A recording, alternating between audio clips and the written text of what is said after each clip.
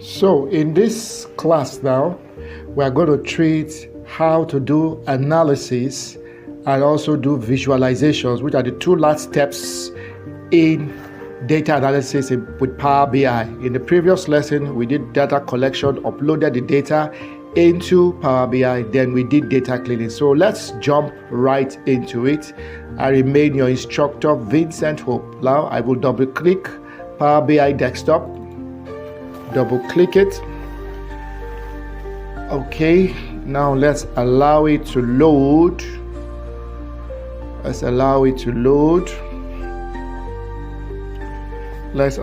load. So initially we took blank reports. Now let's see whether we have other options here. Fine. If you notice, now we have the last file we saved from the previous video is African banks, and it is stored in the data analysis folder. So all we need to do is to open it. So we click on this. Now the file is going to be uploaded into this environment. How do we know? Let's watch it. Let's see what it comes up. Okay, fine. Look at the data, the visuals we used last time, the stack bar chart and the pie chart. We have our sheet already uploaded. The name of the file is African Banks. So if you click here, you see the banks, the columns of the headers of the file being shown right here. So now let's move on.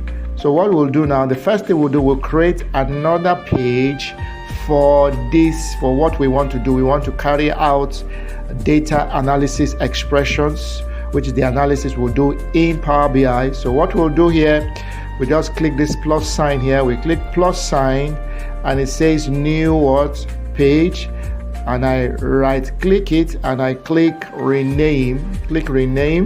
I click rename. I'll use backspace, remove this, and I can type this one. I can call it DAX or data analysis expressions, and I press enter. When I press enter, now the next thing I will do, okay, is to look for the table visual. This is the table visual. This here, you see it's table. So if I click it once, now you can see that my table is now showing here. So what I simply need to do is to expand it a little. Okay, see my table now showing. Now what will I want to do now? Under my table, you can see you have a section here called columns. It said add data fields here. So if I want to add the data fields, I can come here and add countries. Just come, drag it, put countries. Now if I put countries, if I note here, you discover that the countries is now showing on the table. The countries is now showing on the table. Okay, the next thing I want to do, I would like to have the total depth per country. How many countries do we have here? Togo, Benin Republic, Burkina Faso, Cote d'Ivoire, Guinea-Bissau, Mali, Nigeria. So I want to know the total depth of the banks in each of these countries. So how do I calculate that? I'll come here to this section here, anywhere, I right click it, that means I look for new measure. I can come on this side here too, on this data, click here and also select what? New measure. If I click new measure, now you see that the measure has opened up here now. So what do I want to do? I can click on this now and remove this measure here and call it total depth, because I want to see the total depth of each country. Total depths. Okay, then after the equal sign, since total is summation, I will type SUM, which is for sum. It brings out the function sum. I just click it. Now what do I want to sum? I want to sum total depth, so I look for depth.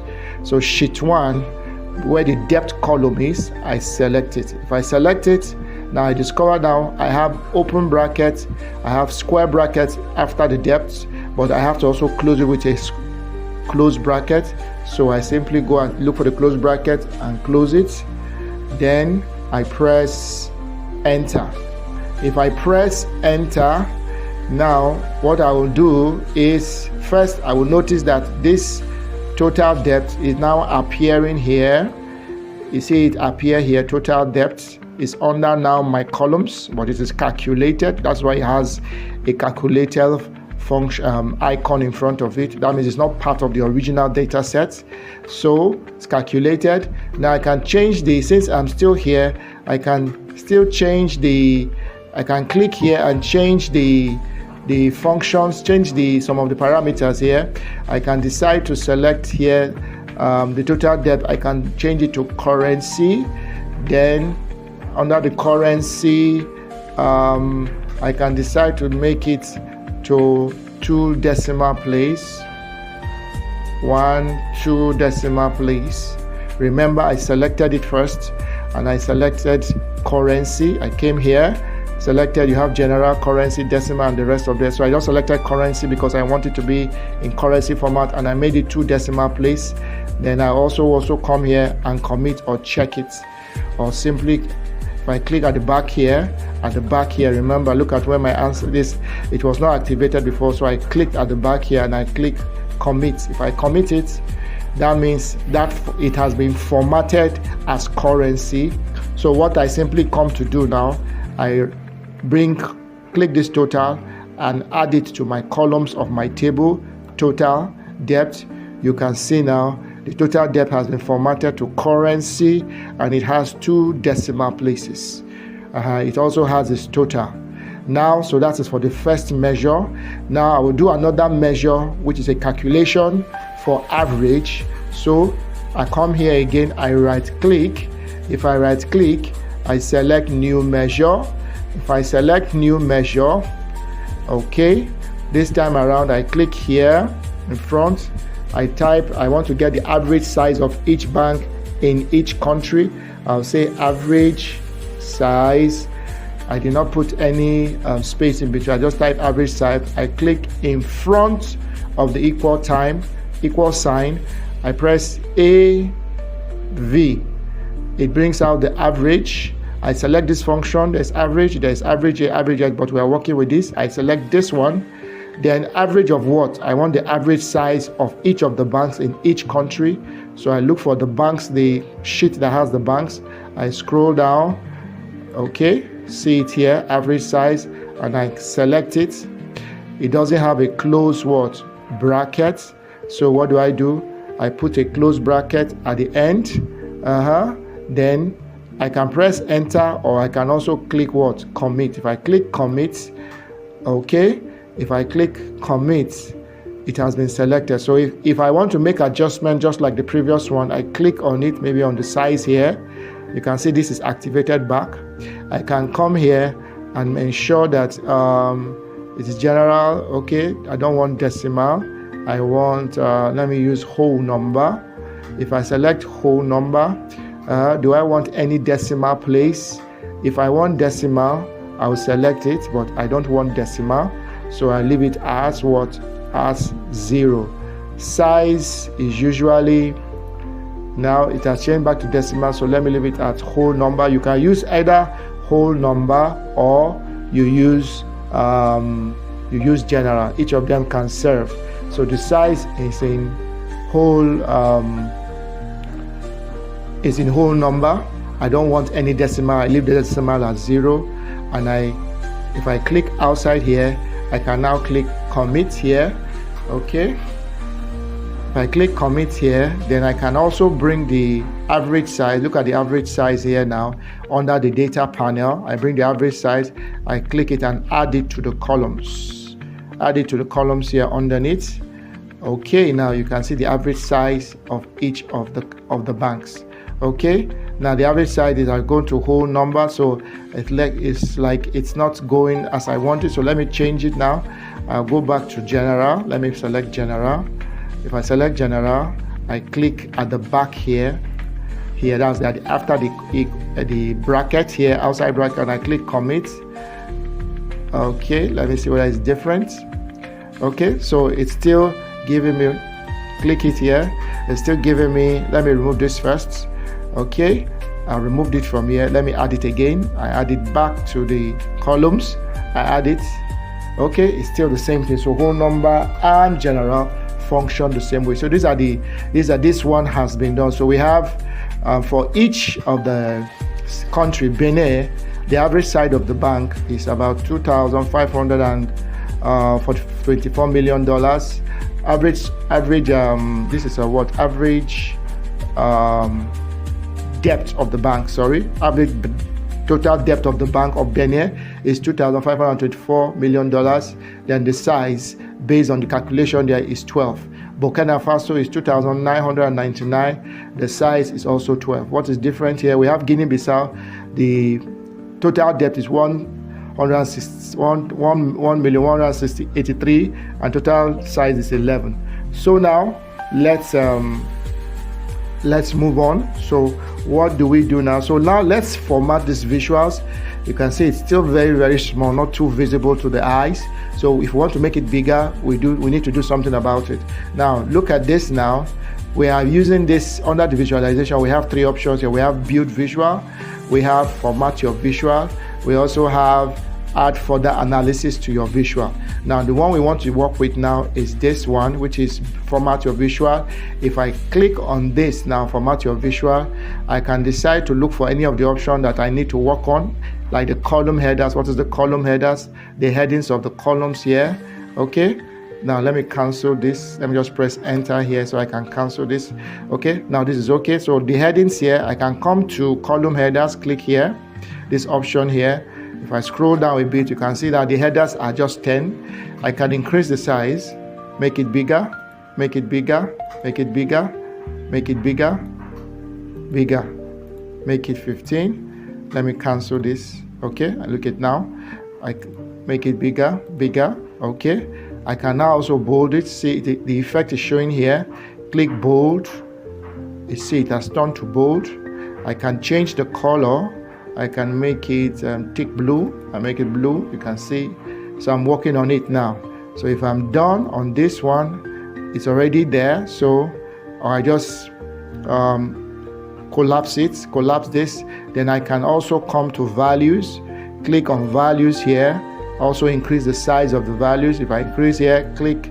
You can see the values are growing bigger on your table. Okay. If I decide to, I can bold it. I can also add a color to it, maybe red, so that we can see it. It has three different. It also has a background color. It also has a background color. I can select light yellow here, so you can see different options. Okay, I can also from there collapse the values here, then come to totals. If I want the totals, I can say on, I can activate it, or which is off now, or on it, or activate it. So any of them you want to play around with, that is that. So you can see how to format your visuals. Now, another thing you can also do under the format visuals, you can also sort ascending and descending. If you come to your title here, you see an arrow there. This is for, if I click it now, you can see it is sorting in descending order from 7. The one with the highest depth is Senegal, 755, followed by Cote d'Ivoire, 5 million plus, followed by Togo, followed by Mali. Now I can also do the same here for ascending. If I click ascending, you can see now Guinea-Bissau comes on top because it's the least, from the least to the highest. Now you can also do the same thing for size, average size, click from the least to the highest. So everything depends on how you want your report to be presented. Now, let's do another new measure. We're going to add another new measure calculation here. So what we're going to do, we're also going to come back here. We're select with the table is still selected.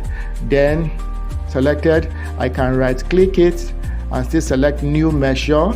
Now the measure I'm going to calculate is going to be a bit different from the one we did before.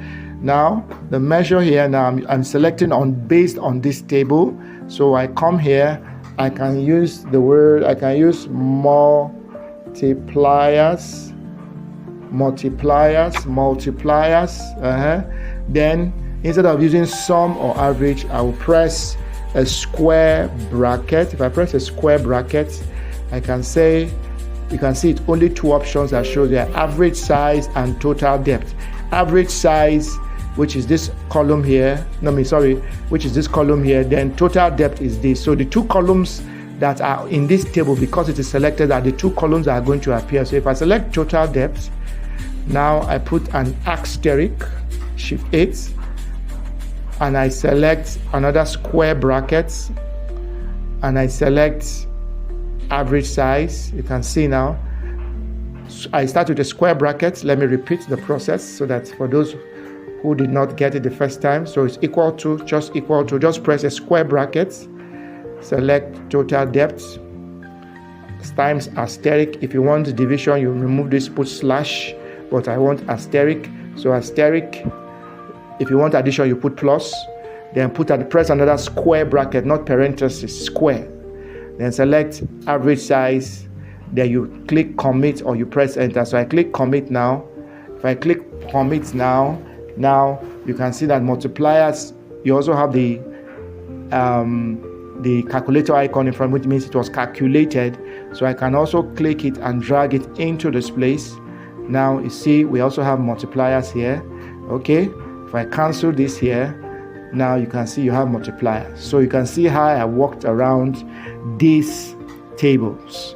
You can see that. Now something quick we can do, I can decide on the multipliers. I want to see the data,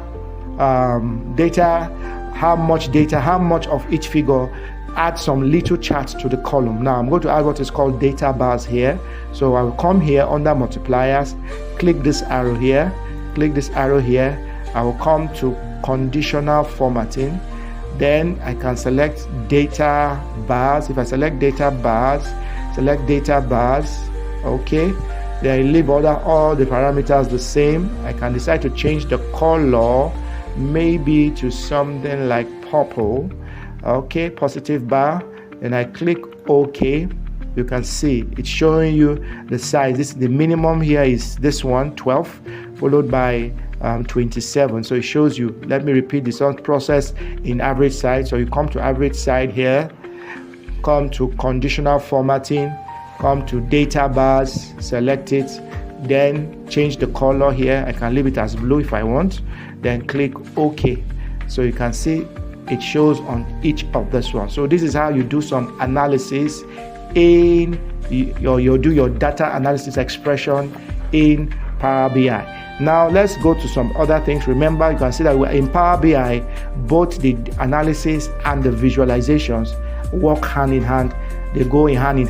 Not like Excel, you have to finish the interpretation before you start doing the charts or visualization. Now let's go back and see how we can present our data in better format. Now I'll switch back to my first table. Okay, switch back to my first table, or let me remain on this table here. Let me add something more here. I remember, if you want to do anything new table, you click outside the table. If you select it, it's selected like this. I click outside. Let me add what's called slicers here. So I come here, this icon here, I click what is called slicer. I click it. You can see the option here. I can move it here. Okay, move it here, open it, make it a bit bigger. Then under the slicers now, I will now add year. See year here. Click here, add this here and put it here. Click here. Under here, you can see now we have 2013 to 2019. I added, remember the process, I added the slicer to the dashboard, and I added year to the field column. Now if we drill to, this is 2013, I click here, somewhere here, I have 2014. If you notice, the data here changed. Let me do it for 2015 and see. Okay, it didn't really show much movement. Let's do 2016. Click here. You see it changed. Click another one for another year. You see the data change. 2017 change. If I click for 2018, okay, 2018, the data change. So this helps you to be able to track the data for each of the countries year by year. Here you can see now it's in 2028-17, the total debt is 1.459, average size is 12.63, multipliers is 20. If I expand it, let me go to 2016. You can see 1.39, this is 12.57. If I expand it, you can see it's in 2015. Here is 1.79, here is 12.4, here is 22.443. So that is how you can drill to each of the year to be able to understand what's happening behind the data. Now we'll make progress and add some titles and logo. Now let me just leave this here right now, and let me just add a pie chart. I can simply come here, add a pie, click a pie chart here. No, remember I said you should click outside, so let me undo here. So I have my slicer, so I click outside, I click my pie chart here. I just want to add it. Now come up, bring it up here a bit, let's say somewhere here, expand it. I can add just two fields. I can decide to add depth, click, no, sorry, let me use the banks. I click on the banks, put it on legend, and I come to ERA if I want to, come put it on values. Now this is the chart here. So just add two things. You can do so many other ones. If you want to create a field map, maybe I click on a field, click outside here. Which other charts can we create that can be interesting? Many other thing. Okay, we are going to create a line, so let's leave it at this now. Now I will add some titles to this. Now let me bring this one. I click. If you want to pick your chart, make sure the mouse pointer is an arrow at the edge of the chart. If you click it, it will move. Click, it will move. It must be an arrow. So I come to this one, I click it. So I've selected it now. Say an arrow. Bring it down a bit. I want to bring it down. I click outside. Okay, so see this one too. This one is a bit down, so let me bring this one down a bit. Fine. I can click this one too at the edge here and bring it down. So I want to add a text box. So I'll come to insert. If I come to insert, you see text box, you see button, you see shapes, you see images under elements. So I click text box. You can see it's where you added the text box, and I tap Africa banking report. African banking report is still very small, so you do what you do in Microsoft Word. You highlight it, or just press Ctrl A to select everything, bold it, increase the size, let me say to 20, still small, let me make it to 36. Okay, African banking report. Then I can change the character if I want. Calendar, okay, make it center, then change the color, red, click. So when I'm done, if I'm okay, I can reduce the size of the text box.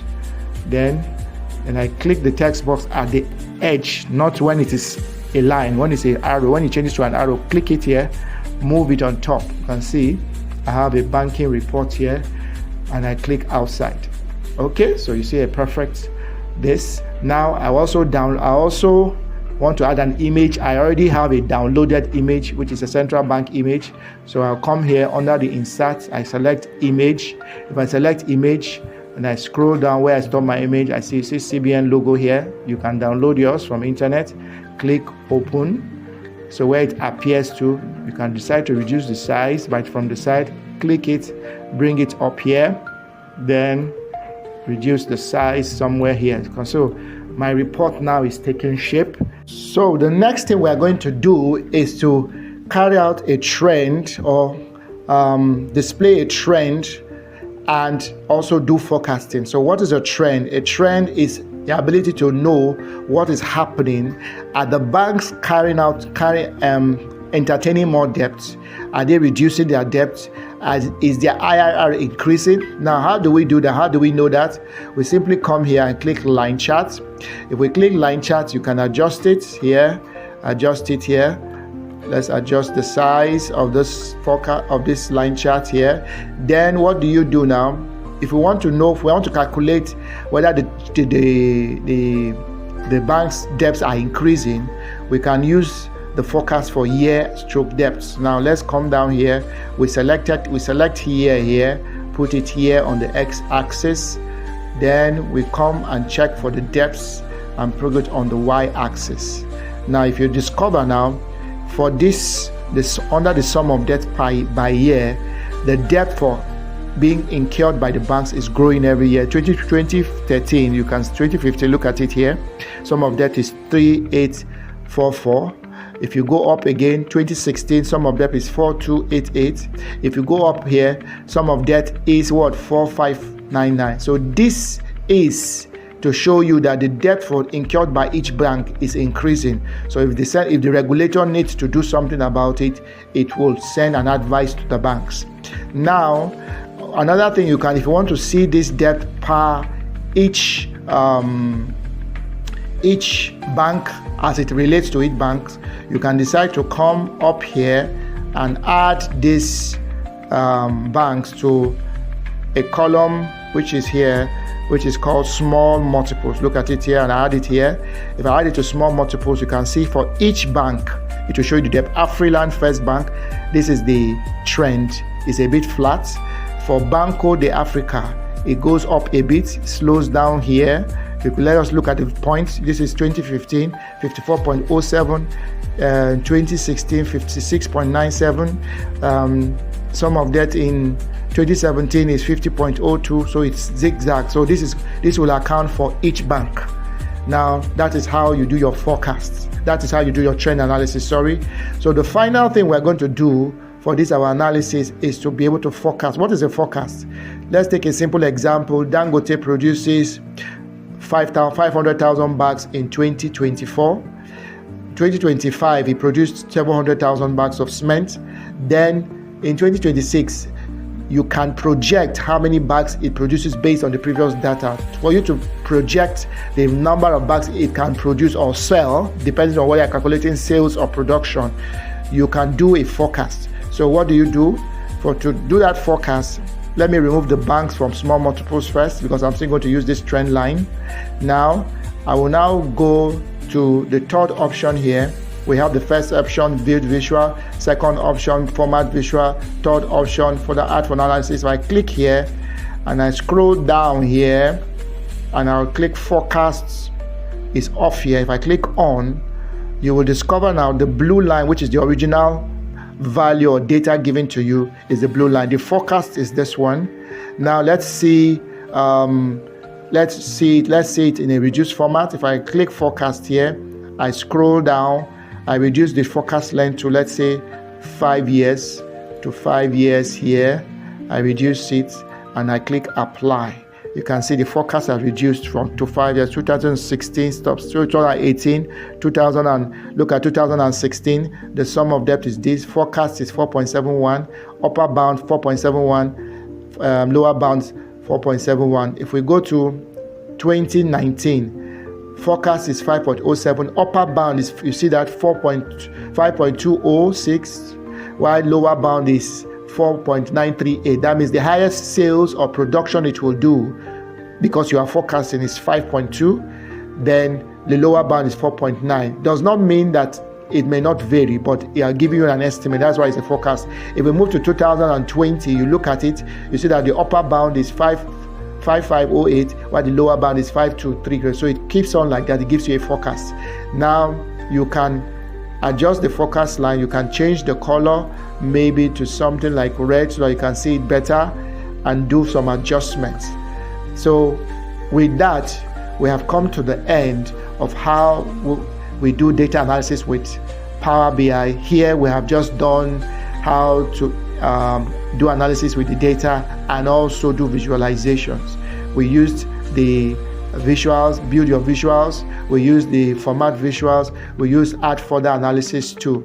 Now, one other thing you can quickly do if you want to have your Power BI online, you can publish this report. So you simply come to home, then come to what? Publish, and click publish. Now, but you must already signed up with Power BI. So now you say, do you want to save changes? Say save. Then what is it going to do? It's going to ask for your email.